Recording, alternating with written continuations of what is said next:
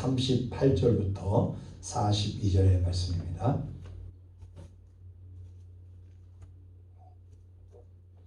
누가복음 10장 38절부터 42절입니다.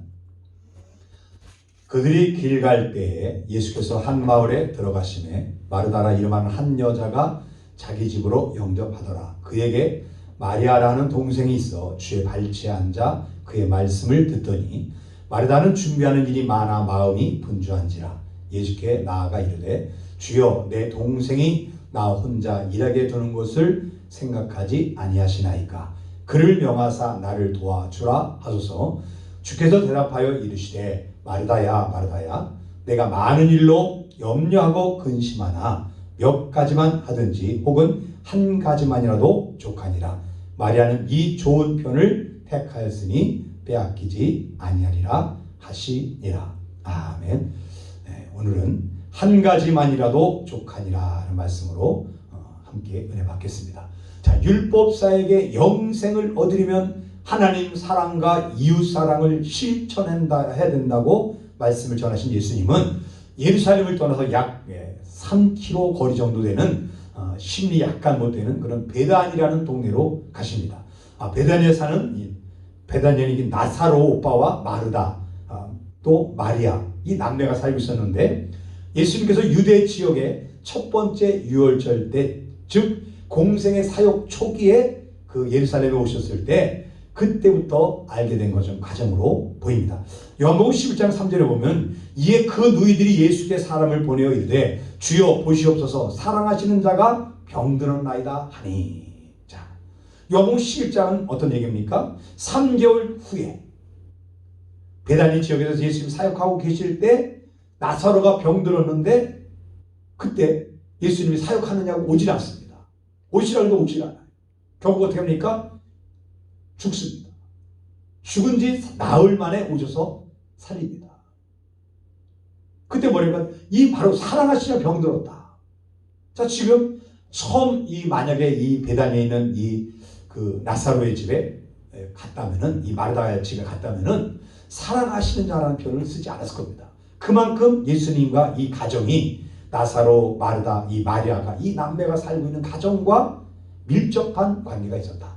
성경의 사건들은 다 기록되어 있는 것은 아니잖아요. 그렇기 때문에 아마 이 부분 때문에 아마 사역 초기, 공생의 사역 초기 때부터 아마 알고 있지 않았을까 이렇게들 표현합니다. 오랜 시간 사랑하는 자, 그래서 오랜 시간 같이 교제했던 것으로 이렇게 봅니다. 자, 예수님이 베다니 예루살렘에서 초막절에 말씀을 전하시고 생수의 강 빛이 된 생명의 빛이다 이런 말씀하시고 이제 이 베다니 쪽으로 내려오신 거예요. 그랬더니 마르다가 얼른 나와서 자기 집으로 예수님을 초대합니다. 아마도 사역으로 지친 육신을 맛있는 음식으로 보충해 드리고자 하는 마음으로 모신 것 같습니다. 오늘은 한 가지만이라도 족하지라는 그 말씀을 은혜 받는다 그랬습니다. 첫째 볼 것은요, 마르다와 마리아의 다른 기질을 이해하기라는 기질에 대해서 한번 살펴보도록 하겠습니다. 자, 그들이 길 갈 때 예수께서 한 마을에 들어가시매 마르다라 이름하는 한 여자가 자기 집으로 영접하더라. 그에게 마리아라는 한 동생이 있어 주의 발치에 앉아 그의 말씀을 듣더니 그에게 마르다는 준비한 일이 많아 마음이 분주한지라. 예수께서 나아가 이르되 주여 내 동생이 나 혼자 일하게 해두는 것을 생각하지 아니하시나이까. 그를 명하사 나를 도와주라 하소서. 자, 예수님께 맛있는 음식을 대접해 드리려고 분주하게 여러 음식을 만들다 보니까 뭐 했어요? 바빴단 말이죠. 또 어떻게 해요? 자기를 도와서 음식을 좀 만들어주는데 좀 동생 마리아가 도와줬으면 좋겠는데 뭐 하겠습니까? 마리아라는 동생이 있어 주의 발치에 앉아 그의 말씀을 듣더라. 예수님 바로 앞에서 예수님만 쳐다보고 말씀만 듣고 있는 거예요. 그러니까 일을 하면서 철없는 거 와서 좀 도와주지, 난 바빠 죽겠는데 아마 이러고 있다가 하다 참다 못 참아서 예수님 동생 좀 혼내주세요. 언니가 이렇게 혼자서 분주하게 바쁘게 힘들게 일하고 있는데 저렇게 여기 앉아서 철없이 이렇게 철이 없습니다. 아마 이런 식으로 얘기했던 것 같습니다. 속상했고 얄밉기도 하고 철없는 동생이라 예수님한테 좀 이렇게 따끔하게 얘기 좀 해주시라고 아마 이렇게 했던 것 같습니다. 자, 마르다도 예수님의 말씀을 듣고는 싶었겠지요. 그런데 지금은 예수님을 대접해 드리는 게 더 우선이라고 생각했던 것 같습니다. 사랑하는 성도님들, 예수님께 맛있는 음식을 대접해 드리려고 분주한 마르다와 예수님의 발치에 앉아서 말씀을 듣고 있는 마리아, 둘 중에 누가 더 잘한 것일까요? 누가 잘했느냐보다 서로 기질이 다른 차원으로 보는 것이 더 옳다고 봅니다. 물론 결과적으로는 예수님의 말씀을 들었던 마리아 예수님께 칭찬을 받았습니다. 오늘은 좀 생뚱맞게 기질에 대해서 같이 좀 얘기를 나누려고 합니다. 히포크라테스의 기질. 히포크라테스는요, 기질이 4개 기질이다, 그렇게 얘기를 했는데, 다혈질, 담즙질, 우울질, 점액질이라는 게 있다 그랬어요. 자, 기질이 뭡니까? 태어날 때부터 가지고 있는 독특한 성향, 다시 말해서 성격, 그 사람의 성격, 이 태어날 때부터 가지고 있는 이 성격은 바뀌어요, 안 바뀌어요? 거의 안 바뀐다고 합니다. 그럼 성격이 기질이라면은 다른 게 있는데, 그건 뭐냐면 인격이 있습니다. 인격은 뭐냐면 기질, 태어난 성격의 후천적인 영향, 환경과 교육과 경험, 또 인생을 살면서 사람의 인성이 다듬어진 것, 그게 뭐예요? 인격이라는 거죠. 우리가 알고 있듯이 기질, 성격은 변하지 않지만 인성, 인격은 삶의 환경을 따라서 자꾸 사람들이 변화되어 갑니다. 기질은, 이 성격은 뭐가 같으냐면 씨앗과 같아요. 자, 사과씨는 사과의 모양과 빛깔과 고유의 맛이 가진 사과는 그 열매를 맺는데, 그 씨앗처럼 한 사람이 가지고 태어나는 그 사람만의 고유한 특성이 있습니다. 그 사람과 환경에서 맛과 모양이 달라질 수 있지만 사과의 본 특성은 변함이 없어요. 똑같은 사과나무지만은, 똑같은 사과를 씨를 갖다가 심었지만은 그 토질이라든가 그 환경에 따라서 사과가 모양이 열리는 또 맛이 달라집니다. 기질, 씨앗은 사과나무지만은 그 맛이 또 모양이 바뀌어지는 거예요.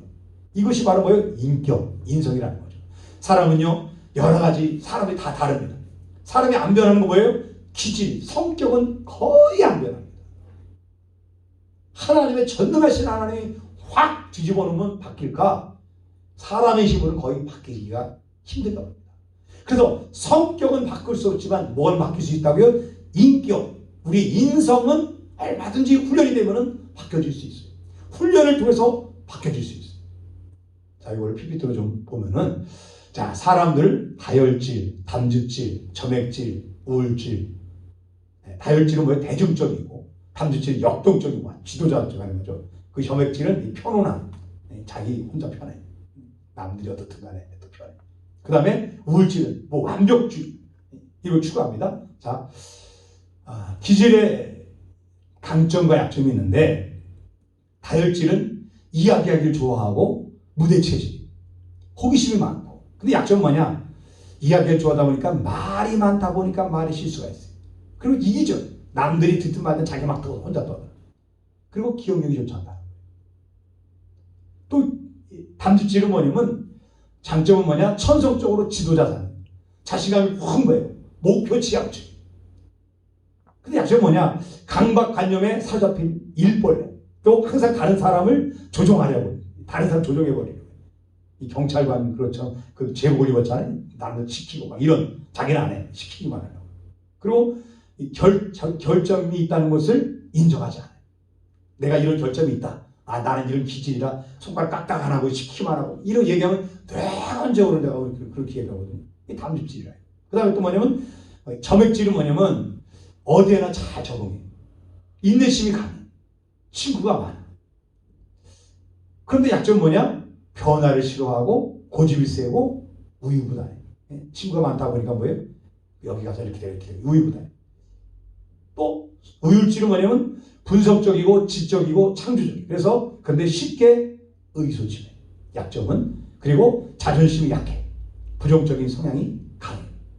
자, 이게 다혈질, 담즙질, 점액질, 우울질, 이 기질 테스트를 하는 게 다 많은 건 아닙니다. 또 가만히 보면 저도 이걸 제가 준비하면서도 봤지만은, 내가 다혈질 같은데 점액질도 있고 또 담즙질도 있어요. 그럼 우울질은 없습니까? 우울질도 있어요. 더 뭐냐면 내가 어느 쪽에 성향이 더 강하냐 이거입니다. 그리고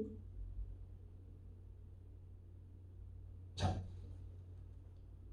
우리 설교에 보면은 이 갑자기 기질 타령을 하니까 이게 왜 목사님이 오늘따라 갑자기 저걸 기질 얘기할까 그럴 수 있는데, 기질을 알면은 좀 저 사람은 이런 기질이 강한 편이구나, 다혈질적인 게 강하구나, 아니면 담즙질적인 지도자격적인 그런 게 강하구나, 아니면 점액질처럼 우유부단하고 친구가 많고 이 사람들과 어울리는 거 좋아하고, 아니면 우울질적이 강하다. 그러니까 그 사람 속에 네 가지 이 사람에 다 있습니다. 그런데 가장 강한 것이 그 사람의 성향이라는 거예요. 그러면 마르다와 마리아 자매도 서로 다른 기질을 갖고 있다는 거죠. 마르다는 마리아의 기질을 이해 못해서 마리아에게 섭섭한 마음을 갖고 말한 거예요. 제가 보기에 마르다는 무대치지 다혈질 같아요. 막 오라고 그래갖고 막 대접하고 이러려고 점액질과 좀 이쪽 다혈질 쪽인 것 같아요. 그런데 마리아는 어떻습니까? 담즙질적이죠. 목표지향자. 말씀 듣기로 했으니까 남이 뭐라도 말씀만 듣고 있는 거예요. 그리고 지적적으로 우울질적으로 강하고. 그러니까 다혈질과 점액질이 강한 마르다와 담즙질과 우울질이 강한 마리아가 서로 맞을 수가 있어요? 안 맞는 거죠. 그러니까 마리아는 마리아대로 자기 기질대로 예수님 말씀을 듣고 앉아있는 것이고, 마리아는 자기 기질대로 열심히 자기가 일을 한 거예요. 그럼 저 사람은 저 마리아는 기질이 저래서 쟤는 거기서 막 이거 만들고 뭐 하고 막 사람들고 막 하는 걸 못해. 그냥 한 가지만 해. 한 가지만 해. 그러니까 이거를 이해 못하면요 충돌이 되는 거예요. 열심히 하다가 뭐 했어요? 지금 마음에 좀 섭섭함이 듣고 속상해서 뭐랍니까? 예수님 좀 이 마리아 좀 책망 좀 해라. 나 같은 기질이 좀 되라고 좀 얘기 좀 해주십시오. 이 기획을 맡은 거란 말이에요. 성격이 변한다고 해서 하면 돼. 성격은 안 변한다 했잖아요. 인성이야 훈련되면 바뀌지만, 우리 대부분의 사람들이 베드로를 다혈질로 보고요, 바울을 담즙질로 많이들 봅니다. 물론 그것이 꼭 베드로는 다혈질이다, 바울은 담즙질이다, 꼭 이렇게 말할 수는 없어요. 뭐라 그러요? 강하게 나타나는 부분이 그 부분이다 이런 거죠. 자, 마르다는 예수님과 제자들을 초대해서 대접하는 것이 신바람 나는 일이지만은 대접하는 게 신바람, 막 음식 만드는 게 신바람 나는 거예요. 근데 지금 예수님만 오셨습니까? 예수님의 제자들만 해도 12명이에요. 그럼 그 음식을 갑자기 하려니까 얼마나 정신없겠어요. 그러다 보니까 힘들다고. 마리아는 음식 만드는 거 재미없어요. 예수님 쳐다보고 말씀드리는 게 제일 재밌어요. 그러면 서로의 기질만 알고 서로 이렇게 해주면 되는데, 지금 마르다는 그거를 마리아 기질을 이해 못하고 속상해하는 거예요. 마리아는 자기가 지금 관심을 갖고 있는 그 메시아 예수님이 무엇을 말하는지가 더 궁금하고, 마르다는 음식 만드는 게 더 신바람 나는 거예요. 결국 다혈질 마르다가 화가 나서 예수님께 동생 좀 혼내주라고 말씀드렸다 이것입니다. 자, 가정에서 부부간의 다툼 대부분이 뭡니까? 서로의 기질을 이해하지 못해서 그럴 때가 많습니다. 서로의 기질만 알고 이해하고 서로의 장점은 살려주고 단점은 보완해주면은 지금보다 더 행복하게 살아갈 수 있습니다. 교회 생활도 서로의 기질을 알면 좀 더 은혜스럽게 덕스럽게 신앙생활을 할 수 있습니다. 그런데 기질을 정확히 알기가 어렵습니다. 다혈질적 담즙질, 담즙질적 다혈질, 다혈질적 점액질이 있고 담즙질적 우울질이 있고, 점액질적 다혈질이 있고, 우울질적 담즙질이 있고, 뭐 이런 여러 서로가 있어요. 더 강한 부분이 있어요. 그러니까 그런데 우리가 그래도 기질이 어느 성향이 강하다 그걸 알면은 그 사람을 좀 더 이해하고 돕고, 장점은 키워주고 단점은 보완해주고. 성격이 안 맞아서 못 산다. 다혈질과 담즙질, 마르다와 마리아 성격이 달라요. 음식 만드는 거 좋아하고 그거 싫어해. 말씀 듣는 거 좋아해. 지적인 걸 좋아해. 그러면 서로 틀리잖아요. 그러면 그 언니는 다혈질적 점액질이고 나는 담즙질적 우울질이다.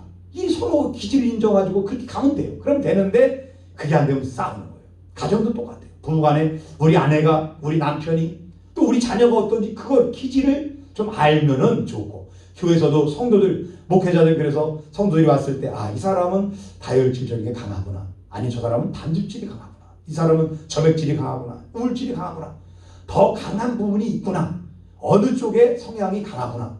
이거를 그래서 저도 그 전에 이 인격 자격증 딸 때 이 부분에서 배우기도 하고 자격증 테스트 이렇게 하기도 했었는데, 성도를 봤을 때 그걸 다 기질 테스트를 하라. 그래서 그런 걸 갖고 있었는데 지금은 이제 한 번도 제가 쓰지는 않았어요. 그거 딱 하다 보니까 자꾸 또 사람 분석을 하고 있더라고. 저 집사님은 이렇게 강하구나, 막 이렇게. 그래서 하다 말았는데, 하여튼 여러분의 기질, 남편의 기질, 아내의 기질, 서로 아는 사람들의 기질을 좀 이해하면은 더 지금보다 더 행복한 삶, 또 신앙생활도 더 신바람나게 할 수 있는 은혜가 있을 줄 믿습니다. 성격은 변하지 않지만 인격은 얼마든지 변화될 수 있으니 노력을 훌륭한 인격자가 예수의 작은 예수로 성숙되어지기를 바랍니다. 자, 둘째 볼 것은요, 많은 일을 하는 것이 칭찬받는 것만은 아니다는 것입니다.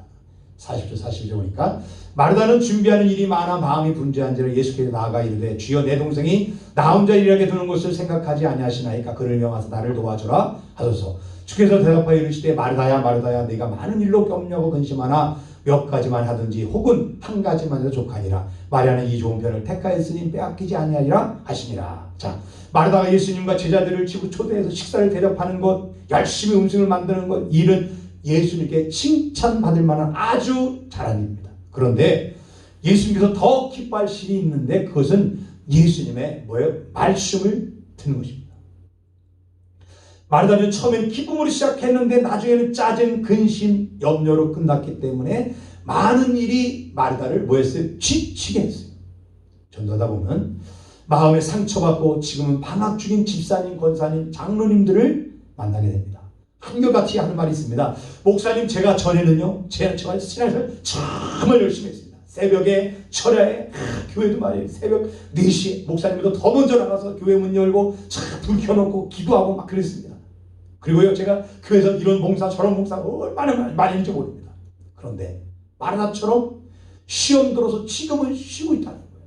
상처받았다는 거예요. 목사님께 상처받기도 하고 성도들에게 상처받기도 하고, 내가 그렇게 열심히 했는데 지금 내게 별로 이렇게 하나님이 복도 안 주시고 이래 상처받아서 교회를 쉬고 있다, 방학 중이라는 거예요. 그리고 교회 다시 나가기가 선뜻 내키지 않는다는 거예요. 그들의 이유가 뭡니까? 많은 일에 지쳤기 때문에. 마르다와 같이 열심히 많은 일을 분주하게 했는데 그것이 그 사람을 지치게 만들었다, 이겁니다. 교회가 일을 위해 존재하는 것은 아닙니다. 교회는 어떤 일을 하기 위해서 존재하는 것이 아니에요. 일은 하지만 일을 위해 존재하는 건 아니에요.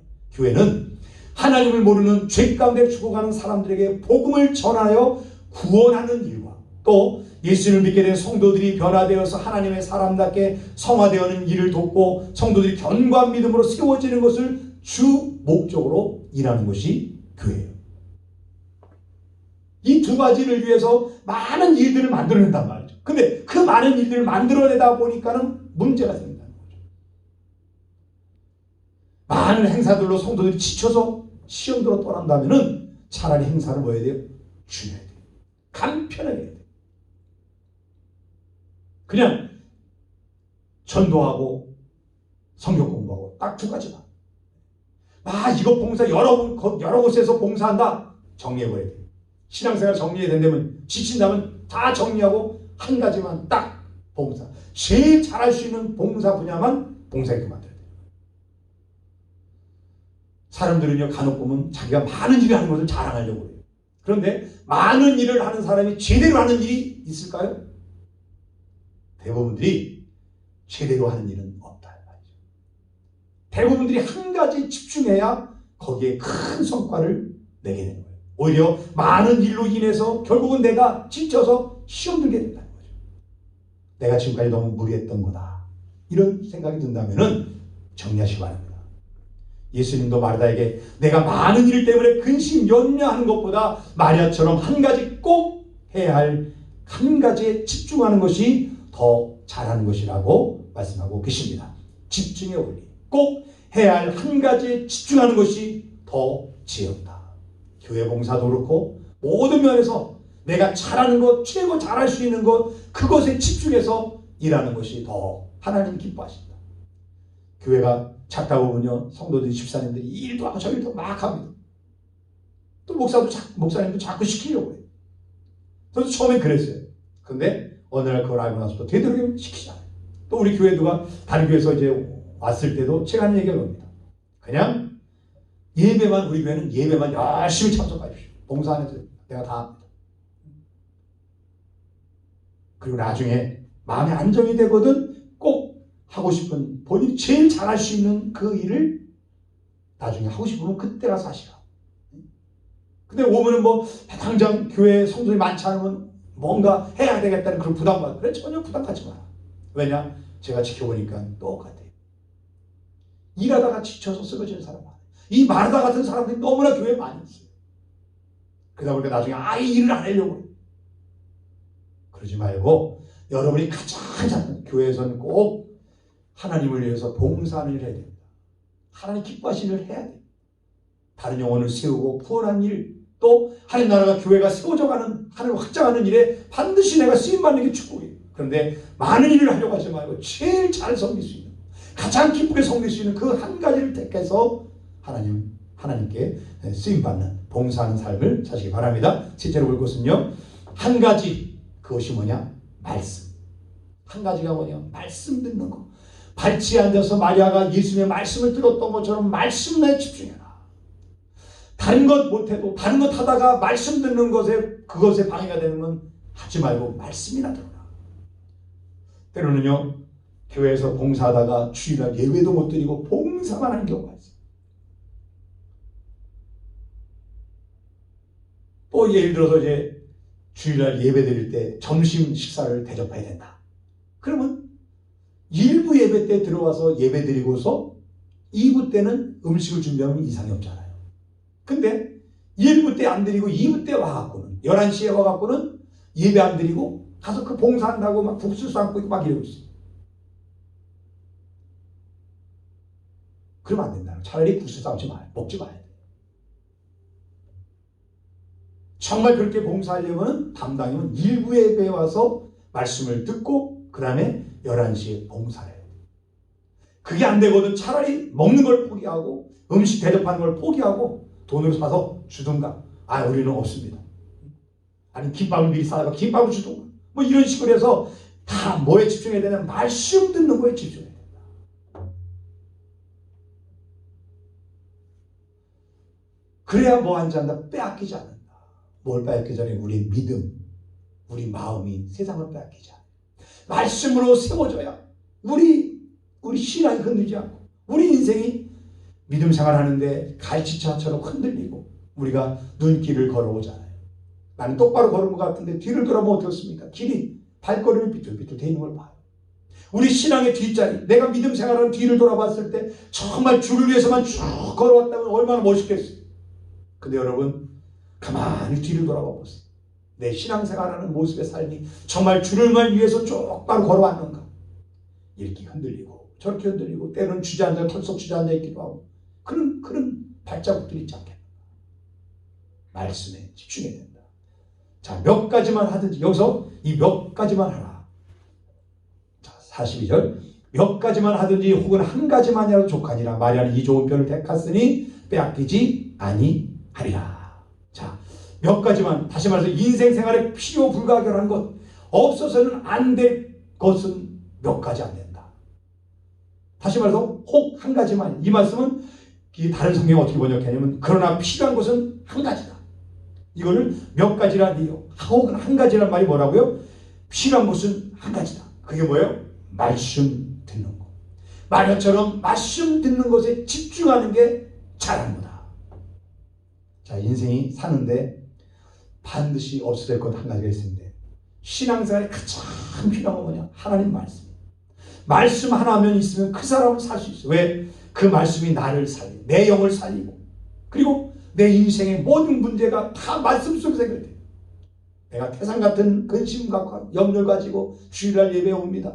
예배 시간에 하나님께 예배당에 앉아 있습니다. 그런데 하나님 말씀 듣다가 내 문제가 해결돼요. 하나님의 음성을 듣게 돼. 그럼 어떻습니까? 우리 인생이 바뀌어지는 거예요.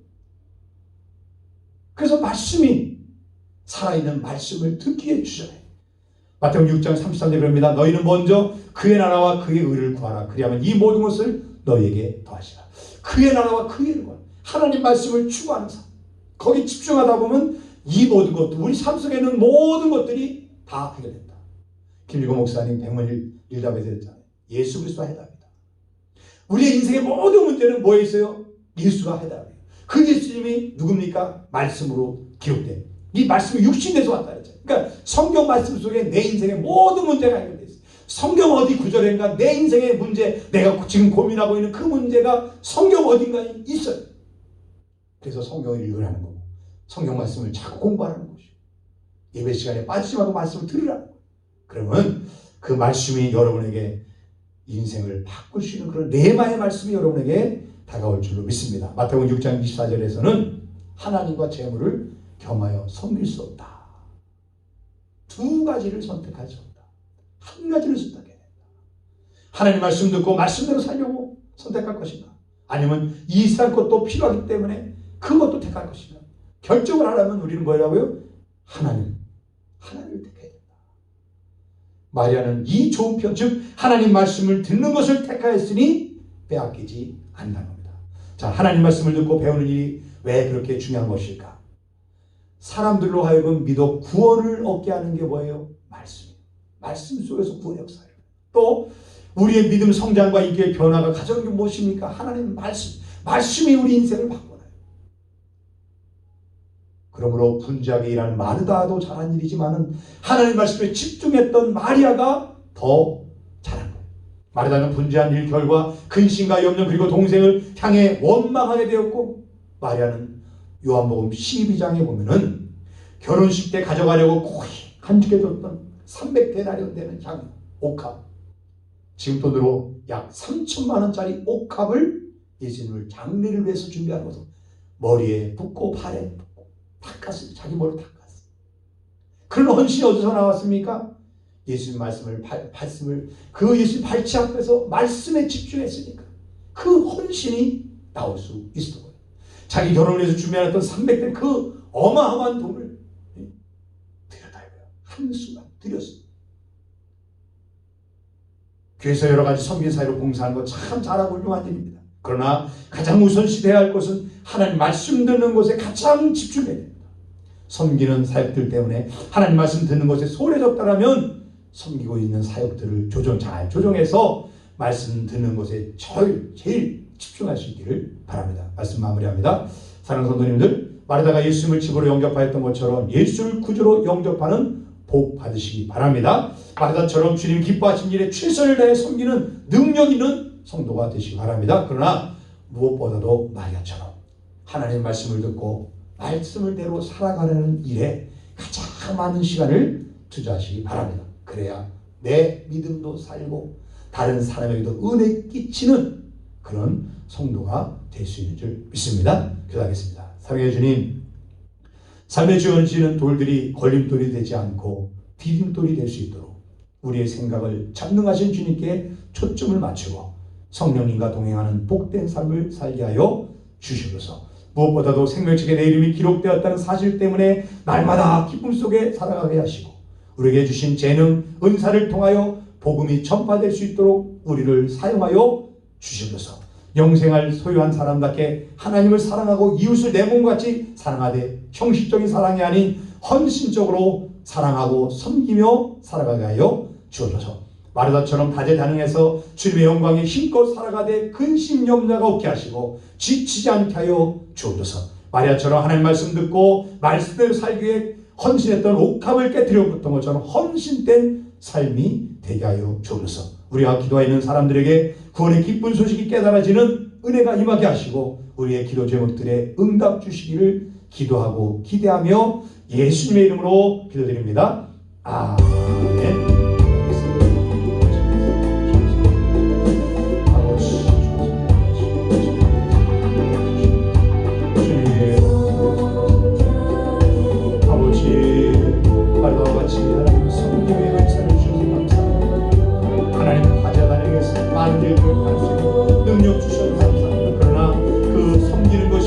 말씀 듣는 것보다 더 먼저 하는 자가 되어 주옵소서. 마르다가 일하다가 지친 것처럼 하나님, 혹시 하나님 주님을 섬기고 주님이 기뻐하신 일을 많은 일을 하다가 지쳐있는 영혼들이 있습니까? 시험 들어있는 영혼들이 있습니까? 하나님 위로하여 주옵소서. 지쳐있는 영혼들의 위로해 주시옵소서.